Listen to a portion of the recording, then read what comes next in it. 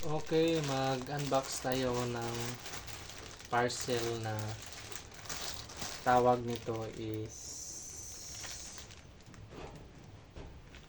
ano nakalagay. Basta ano to, yung sa cellphone na LCD sa Oppo F7. Palitan yung Oppo F7 natin na cellphone, guys. Ito dahil may biak na yung LCD niya. Tingnan nyo guys, oh. Ito ay biak na. So for so good function naman siya, pero hindi natin palitan para mag-DIY para sa video na ito. Oppo F7. Unbox natin guys. So far so good naman. Mayroon siyang tawag ito guys, meron siyang pangdikit. So mag DIY lang tayo kasi kung kaya ng ibang tao na mag repair, kaya din natin dahil gawa lang yan sa tao din. Yeah, you guys, kung mas magandang mag DIY na tayo din para hindi kayo malakihan ng gasto. Alam ko naman may skill kayo at may iba tayong talino bawat isa natin. Pero sa akin is ganda talaga pag ikaw magawa kasi pulido at nahulog. Pulido yung paggawa natin.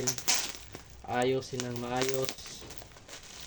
Kahit hindi tayo mag-search lang tayo sa YouTube kung paano dahil marami na ngayong mga social media, pwede tayo mag-search lang mga ka-idol,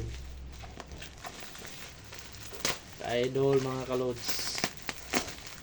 Pwede lang tayo mag-search sa mga iba't ibang platform ng social media para hindi tayo ma-scam,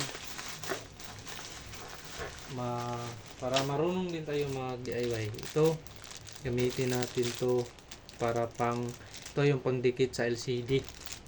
So far so good naman siya, which is protected. Mabait yung seller. Ito yung carton.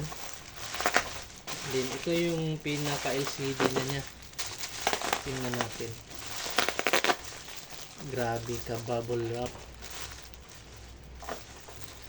Tingnan natin guys kung okay ba yung CD. Ano ko lang yung shop niya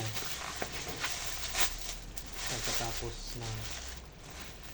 So grabe, okay talaga siya. Oppo F7, may nakalagay F7 pa talaga guys.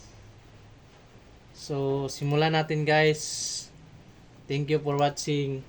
Dito lang muna yung video kasi iba naman yung video para sa pag-installation nito. Thank you guys for watching.